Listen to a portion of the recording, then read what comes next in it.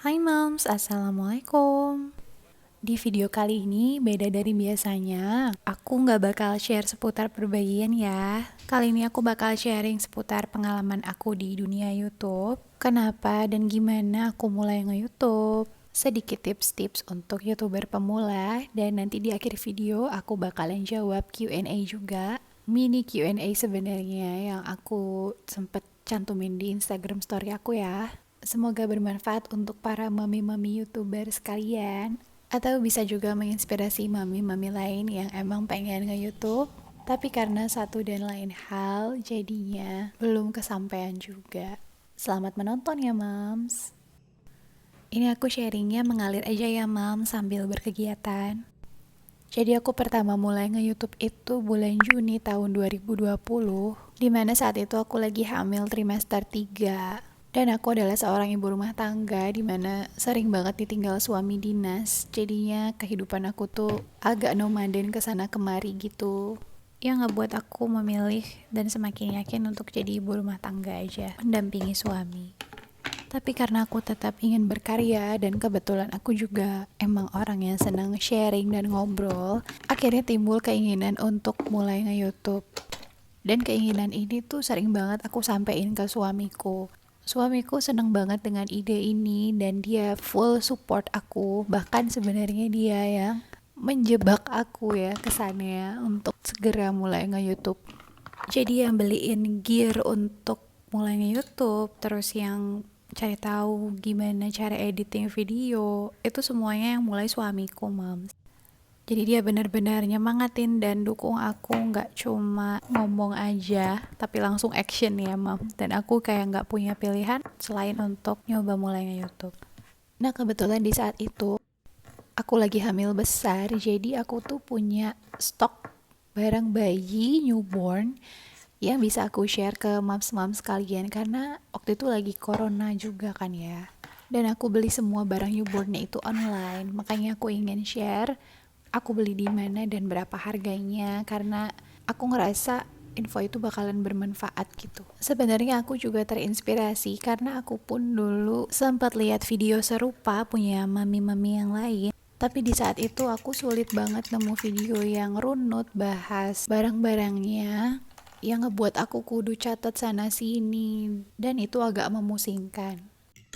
Nah saat itu aku bertekad kalau misalnya aku mau buat video YouTube serupa, aku bakalan buat yang runut dipisah-pisah gitu. Jadi mami-mami yang butuh infonya nggak akan kesulitan kayak aku.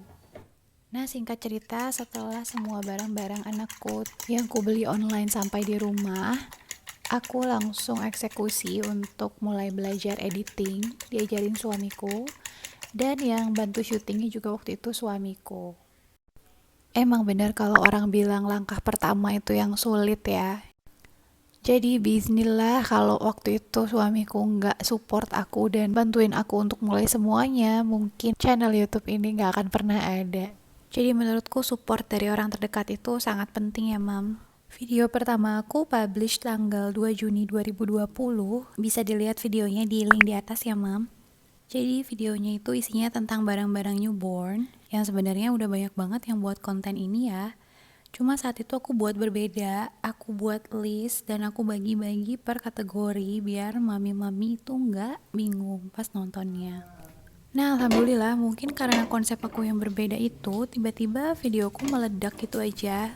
Saat itu aku bisa dapat puluhan ribu views. Jujur waktu itu kaget banget dan gak nyangka karena gak expect bakalan sebanyak itu. Aku pun rutin upload 1 minggu 2 kali waktu itu karena aku sempet nonton tips dari YouTuber pemula yang lain juga. Katanya kalau mau channel kita dikenal orang atau mau video kita masuk rekomendasi pencarian orang, itu channel kita harus aktif ya Mam. Nah masalah yang datang kemudian adalah sesaat setelah aku melahirkan, aku hampir gak punya waktu untuk buat video. Jadi alhasil channel aku tuh terbengkalai hampir selama 6 bulan. Aku gak upload-upload video. Tapi Masya Allahnya selalu ada aja yang nonton videoku setiap hari dan komen di comment section. Makanya itu yang buat aku terus semangat untuk lanjutin channel ini. Karena ternyata banyak mami-mami di luar sana yang butuh beberapa info yang aku share. Jadi setelah aku nemu ritme untuk ngasuh anak dan ngurus rumah, akhirnya aku mulai lanjutin channel YouTubeku lagi. Kurang lebih setelah 1 tahun aku nge-YouTube, akhirnya syarat 4.000 jam tonton dan 1.000 subscriber itu tercapai. Kalau channelku sendiri itu lebih struggling di bagian 1.000 subscribernya ya mam. Aku susah banget dapetin subscriber, tapi alhamdulillahnya kalau untuk jam tayang itu aku udah tercapai dalam waktu 2 bulan aku mulai nge-YouTube. Mungkin itu kelebihannya kalau kita sharing video yang isinya info ya mam. Jadi biasanya orang akan menonton video kita lebih lama karena butuh info yang kita share. Selanjutnya aku bakalan coba jawab Q&A yang udah masuk ke Instagram aku ya. Pertanyaan pertama, bagaimana menghadapi persaingan antar YouTuber dengan konten yang sama?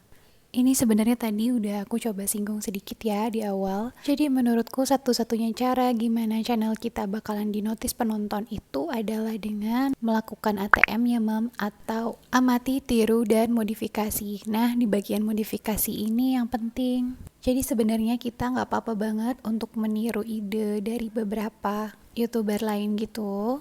Dengan syarat kita harus menambahkan sesuatu yang beda. Kalau di kasus aku membuat video perlengkapan newborn itu dengan dibagi-bagi per kategori. Pertanyaan selanjutnya ini banyak berkaitan sama tools yang aku pakai ya. Alat rekam video yang aku pakai sama aplikasi editing dan thumbnail yang aku pakai semuanya udah ditulis di description box ya mam. Pertanyaan selanjutnya nanyain durasi edit video ya. Untuk durasinya sendiri sebenarnya macam-macam, tapi maksimal aku ngerjain satu video itu sekitar 2 jam ya kalau di total. Yang lama itu sebenarnya di voice overnya. Kalau untuk edit videonya sendiri sebenarnya kalau udah sering edit, insya Allah lancar dan cepat.